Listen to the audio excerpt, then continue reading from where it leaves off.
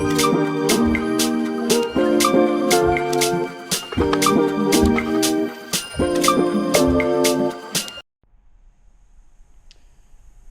YouTube, and welcome back to yet another Ducati build. I think I have a problem.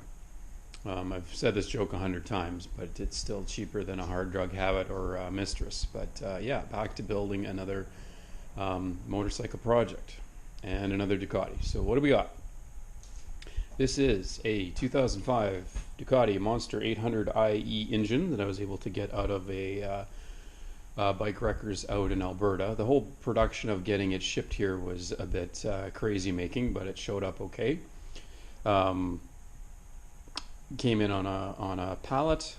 Dude at the local shipping partner company offloaded it from the terminal right into the back of the SUV with a forklift, so I was pretty impressed by that. But cleaned up a bit and then got it on the stand. So that's the engine. And as you can see, this is a fuel injection model, but I'm going to be converting it to carbs. More on that later. The frame is from a 2015 Ducati Scrambler, and that partly necessitates some of the intake issues that we're going to sort out. But front end has been left alone for the most part, and I think it will be, other than detabbing some things and tidying stuff up. You can see around the back. This whole area here, was set up for a pillion and a lot bigger and more involved and heavier. And so I've trimmed all that stuff away, and I had some a U-shaped tail section here, some tubing that was bent, and so I cut it part way and have a nice little rear subframe support. Lopped it off here. I'll clean this up here and either cap that or maybe even had some success of welding in a nut on the end of this, like an M12 or something like that, which is always helpful to have an extra place to mount things once you fabricate or you're working on a motorcycle project. So one of the interesting things that's I've discovered is that the Ducati Scrambler, because it had a side-mounted shock, they had to modify the cases. So this was normally cut away quite a bit because the shock went up in this area here and mounted to this area here. So this not being a Scrambler engine, the frame doesn't quite fit on that. So I've had to trim. I'll have to trim back even more the frame here, probably till about there, and then I'm going to get a steel plug made that's going to be pressed in there, welded around, and then sort of refinish the frame so that the 12mm bolt runs through properly like it should. So interesting thing that happened, and originally I thought it might have been because of the tack welding I did here, but it's spending some time to think about it, that's ridiculous. 6 little tack welds are not going to take this tube and, as you can see, pull it back this way. That should be obviously centered in that. So I think what ended up happening is when I got rid of the big steel mount for the shock, very heavy, it was welded onto here. I'm pretty happy with the job I did removing it and dressing that down. That probably, just eliminating that thing, probably pulled the frame back slightly.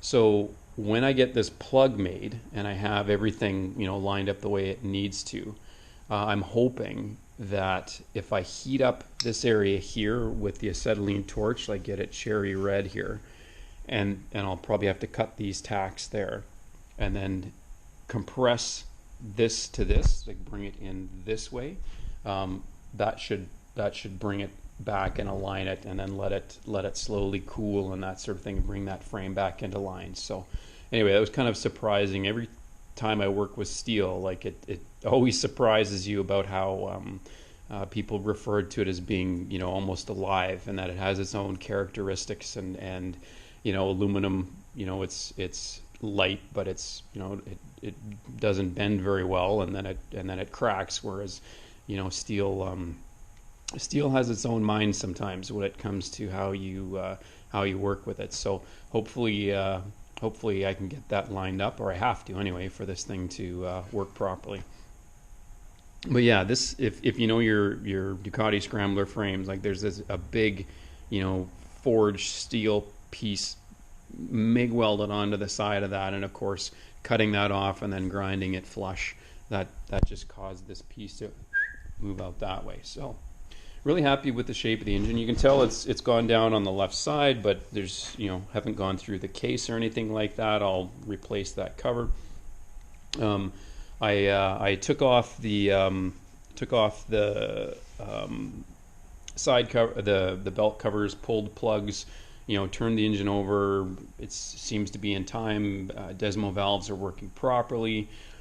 Sprayed a little bit of WD-40, just a wee bit, down the spark plug hole, because it's obviously going to be a while before this thing is turning over and running in anger. So so one of the big tricks that I hope to be doing while I'm working on the rolling chassis is obviously the intake. So I was hoping, kind of beyond hope, that a set of BST carbs or even racked FCRs would fit within the frame, and it simply won't. The frame is a lot narrower, so it fouls right there. This frame was actually designed to work with a single throttle body with the fuel injectors right close to the intakes. So obviously, if I'm not running fuel injection and I kind of want to make this unique and very simple, and like I like my carbureted bikes, I'll have to come up with a different solution. So a few companies have, or one company anyway out of Japan, have run some split FCRs on short intake manifolds. If you know the price of split FCRs, you know how expensive they are, and I might end up going that route just to do it once and do it right. But being the bit of a tightwad that I am, or the person who spends a lot of money on odd things, I'm looking at trying to come up with my own solution and running split FCRs, and either trying to find legit FCRs lightly used, or there's a fellow out of the UK by the name of Tony Lloyd who's been really helpful. He's had some amazing Ducati builds. He's working on some Buells as well. You can tell he's a master welder. He's got a lathe. He's got a mill. I wish I could spend a weekend at his house and just learn from him. Fortunately, he's over in the UK.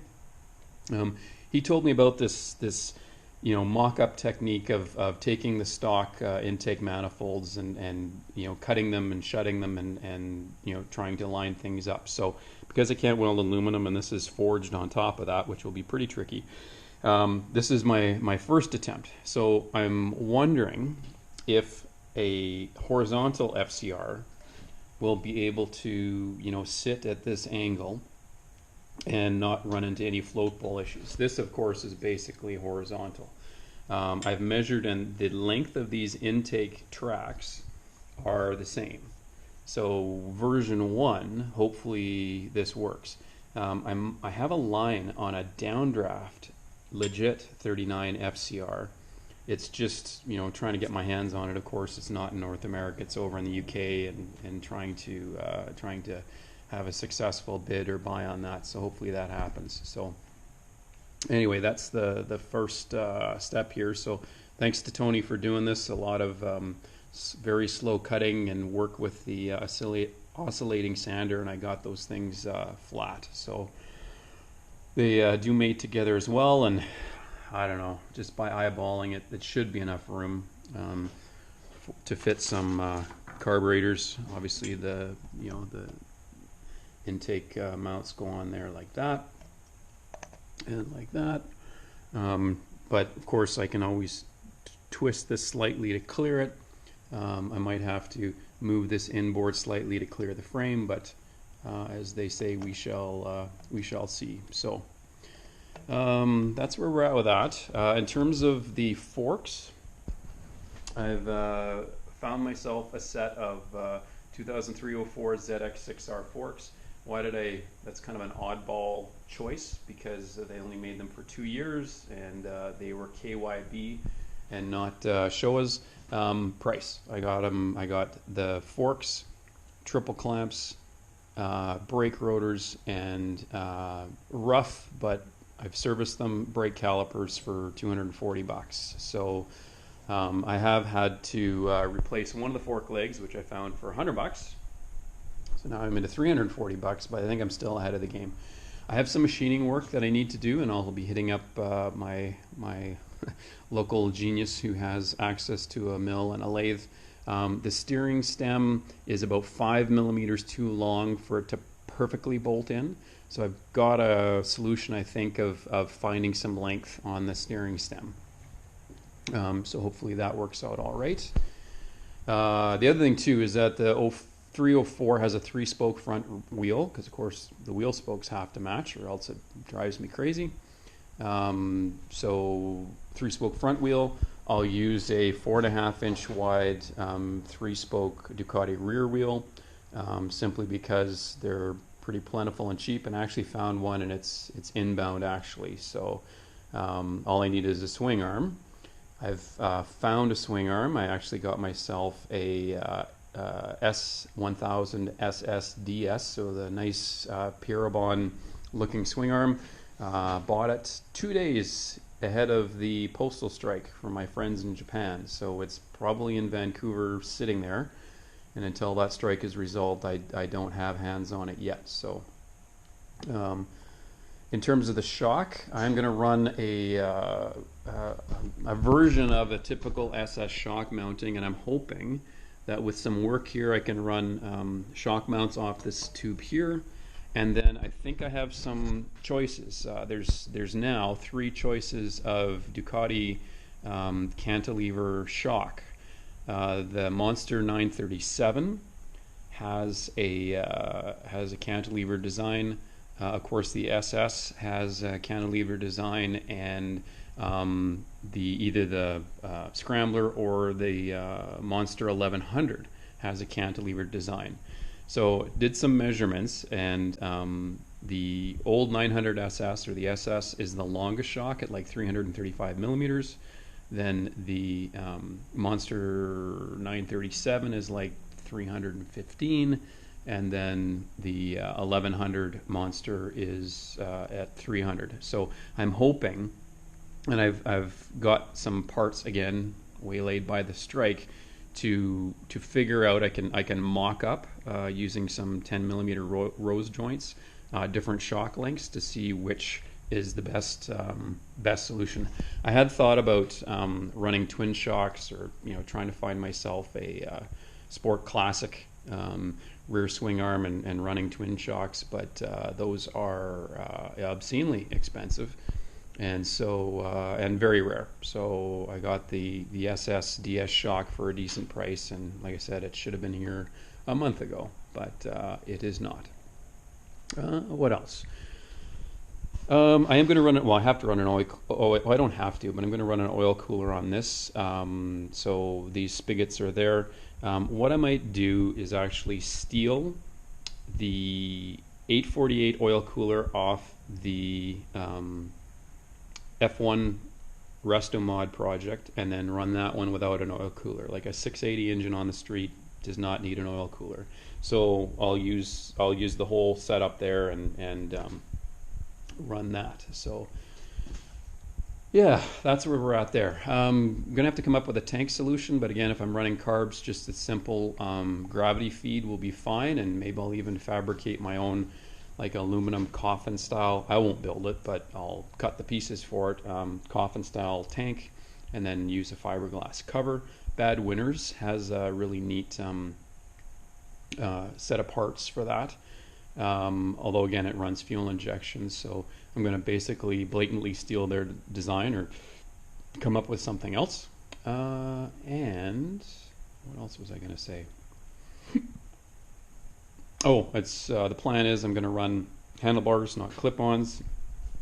I got this mocked up. This is going to be used to mount a steering damper once I get the steering head bearings fitted properly and get a sense of how that's going to fit. So anyway, that's where we're at so far. So it's the first chapter, but I'm now at the point of just trying to accumulate parts to get things done. And I've sort of learned over the years of experience is that sometimes you're stuck waiting on one little part because even these intake spigots, this is a bit of a risk, a bit of a Hail Mary to see if by cutting these, I knew I was going to have to cut them up anyway, but this is, I just thought I'd, try this orientation first, and of course I won't know for sure until I get my hands on some carburetors. So I'll either try to find some legit FCRs or use the Chinese ones that Tony has had some success using. So Tony, if you're watching this, thanks for your help. Shout out to Tony, and yeah, check back soon for more updates.